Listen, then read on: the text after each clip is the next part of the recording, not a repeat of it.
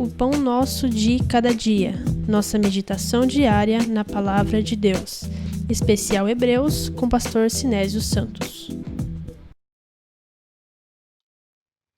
Olá, meus queridos amigos, meus amados irmãos. Aqui é Pastor Sinésio e mais uma edição do Pão Nosso de Cada Dia, Especial Hebreus, hoje com a nossa aula de número 8. Lembrando a todos vocês que vocês podem participar dessas aulas e do nosso canal, enviando perguntas, dúvidas sobre o tema corrente ou outro qualquer para a minha página Apocalipse Sem Mistérios ou para o meu canal A Palavra Responde. Deixe seus comentários ali, curta os vídeos, inscreva-se até. Use também o Instagram, se você gosta dessa rede social, se é a que você mais usa. Você também vai nos encontrar por ali e poder falar conosco. Olá, meus queridos amigos, meus amados irmãos. Aqui Pastor Sinésio, um recado muito importante para você. Durante a quarentena, eu publiquei 61 aulas baseadas no meu livro A Bíblia Sem Mistério, Apocalipse. Agora, terminadas as aulas, eu gostaria de oferecer a vocês a oportunidade de adquirirem esse material, o comentário versículo por versículo do Apocalipse, com introdução à escatologia, com um desconto significativo e sem frete. Sim, é isso mesmo. Você pode adquirir esse livro com 20% de desconto e sem frete para todo o Brasil. Como? Muito simples. Acesse o link que está aqui na tela ou pelo WhatsApp também. Os primeiros 20 compradores vão receber também outro livro meu, Primícias, a Oferta Sacerdotal. Portanto, não perca tempo. Acesse já o link ou me procure nas redes sociais ou pelo WhatsApp e reserve já o seu exemplar. Que Deus te abençoe, abençoe a sua casa e a sua família. Tchau, tchau. Muito bem, vamos à nossa aula de hoje.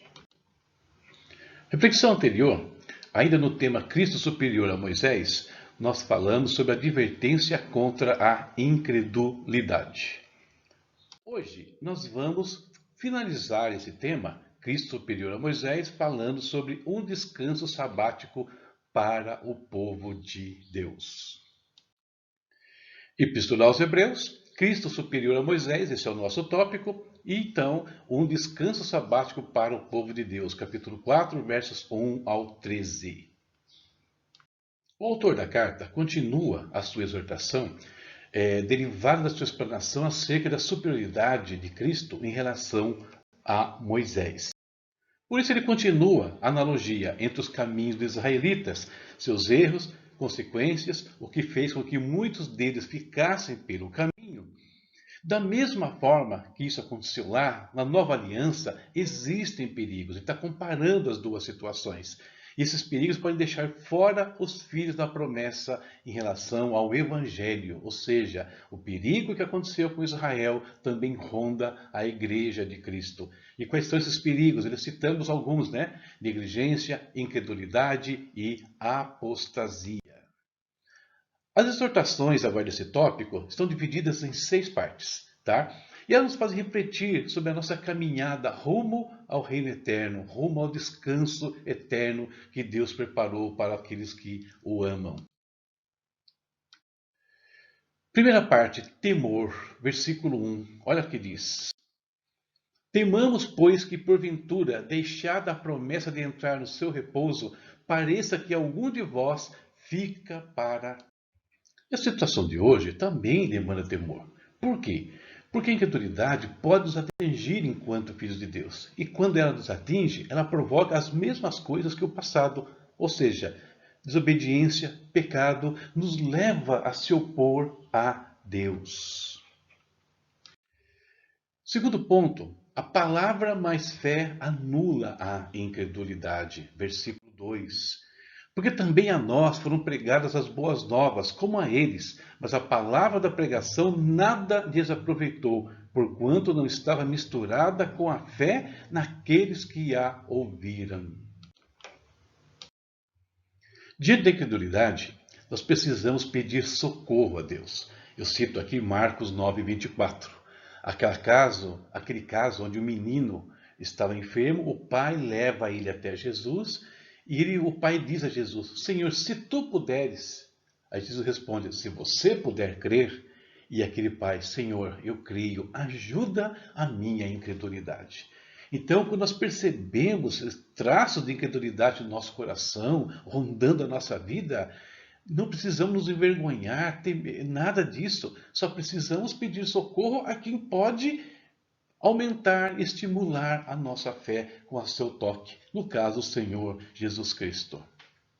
Fé e incredulidade são inimigas mortais. E sabendo disso, nós vamos ver que o autor de Hebreus estimula a fé. A gente vai ter um capítulo todinho voltado a ela mais à frente. O terceiro ponto aqui é: o repouso de Deus é para quem crê. Versículo 3. Olha o que o autor fala.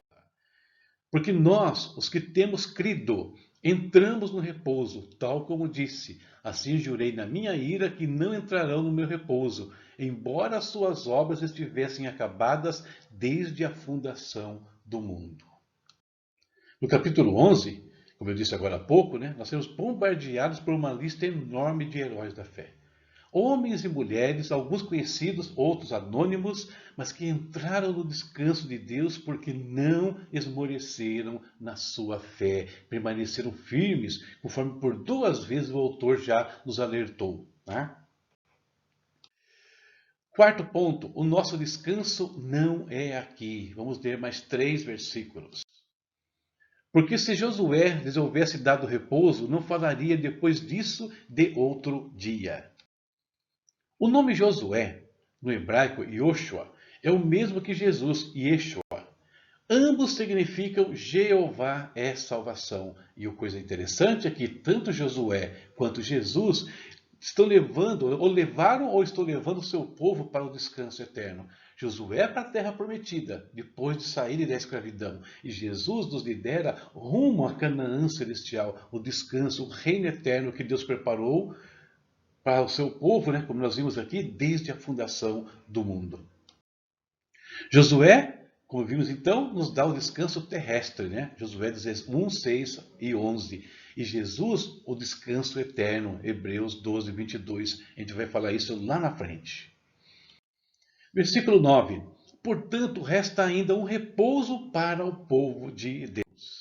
O repouso eterno, como estou falando aqui, depois que todas as obras da redenção tiverem finalizado, tiverem sido consumadas, e se esse reino terreno tiver sido extinto, acabou, então vem o reino eterno. Alguns textos como Mateus 25, 34, 1 Tessalonicenses 4, 13, 18, Apocalipse 14, 13, 21, do 1 ao 4, vão retratar esse reino eterno, esse descanso eterno que Deus preparou para aqueles que o amam. Verso 10. Porque aquele que entrou no seu repouso, ele próprio repousou das suas obras como Deus das suas. O autor faz uma alusão aqui ao 7º dia de Gênesis, quando Deus, depois que concluir toda a criação, repousou, o sábado, no caso.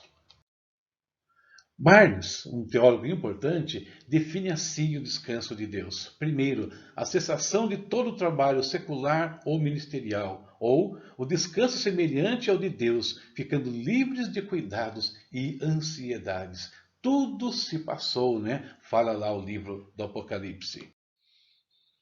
Quinto ponto, esforço e obediência, verso 11. Procuremos, pois, entrar naquele repouso, para que ninguém caia no mesmo exemplo de desobediência. Oração e vigilância evitam os riscos que podem nos levar à desobediência. E estão presentes, naqueles que primeiramente receberam a palavra de Deus, falando dos judeus, mas também pode estar presente em nós que também temos ouvido as boas novas. O esforço para permanecer é diário.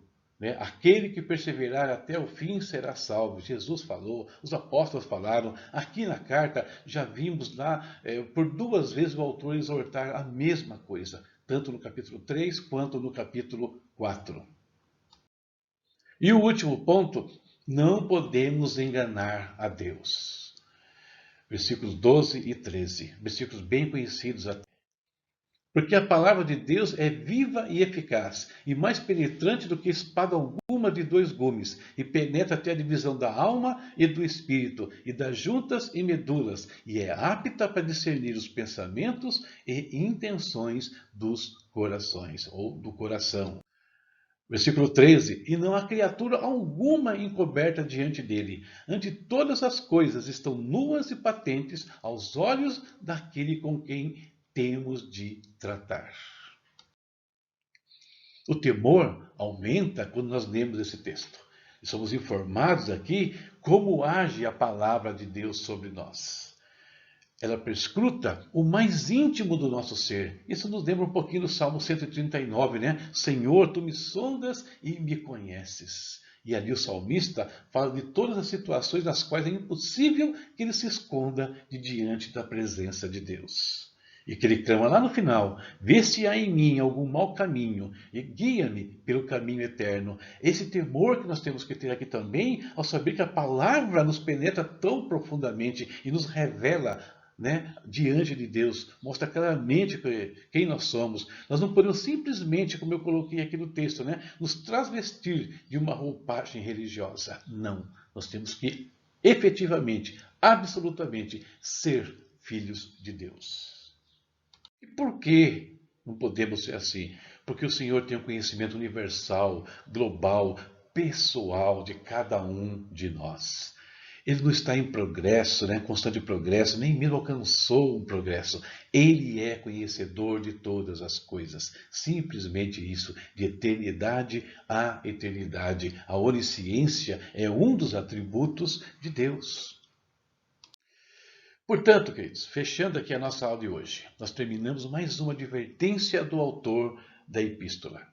Existe um reino à espera de todos os filhos de Deus. Porém, tão certo como isto, existem também os perigos enormes que nos espreitam e que nós temos que cuidar, né? Porque senão eles podem nos deixar fora das promessas de Deus. Os filhos devem vigiar, nós devemos vigiar, orar e vigiar, naquilo que Jesus falou, já citei hoje aqui, submeter nossas vidas à palavra de Deus. Tiago fala que ela é como um espelho que nos revela, mostra as imperfeições, aí nós podemos nos corrigir olhando para ela. Ela é poderosa para purificar todo o nosso ser, impedindo que algo se aloje dentro dos nossos corações, algo ruim, eu digo, né, nesse sentido, e corrompa a nossa fé. E nos leve, né, portanto, à incredulidade. Diante desse quadro, diante de todos esses perigos, é importante dizer que não tem razão para desespero. Por quê, queridos? Porque a justiça do Filho de Deus, a nossa justiça, não emana de nós mesmos, dos nossos esforços, mas emana daquele que se entregou por nós, emana do nosso sumo sacerdote, que nós vamos aprender sobre ele nas aulas seguintes. Então, essa é a nossa reflexão para o dia de hoje. Tá? Essas considerações sobre o descanso que nos aguarda e os perigos que podem nos deixar fora dele. E agora, então, é hora de nós falarmos com o nosso Deus. Vamos orar. Querido Deus, em nome de Jesus, nós bendizemos a Ti, Pai, por esse dia que o Senhor nos concede. Mais um dia de vida na Tua presença, Pai eterno. Ó Senhor, aprendemos aqui hoje que existe um reino, existe um descanso, um lugar de prazer, de gozo eterno, onde todo esse serviço, onde todo o que ocorre nesse mundo, toda lágrima, toda dor, todo cansaço, toda expectativa, ansiedade, zera, Pai, porque estaremos diante do Deus Todo-Poderoso e num reino perfeito para nós preparado. Deus nos ajuda a nos livrar de todos os empecilhos, nos dá temor, Pai, diante do perigo de nos afastarmos. Afasta de nós, ó Deus, a incredulidade, nos ajuda a lutar contra a negligência, Senhor. E, Pai, acrescenta fé ao nosso coração e que nós nos envolvamos com a Tua palavra dia após dia e assim perseveremos até estarmos diante do Senhor. Obrigado, Pai, por mais um dia. Abençoa a vida e a família de cada um dos Teus filhos hoje, Pai. Em nome do Senhor Jesus. Nós oramos e agradecemos. Amém.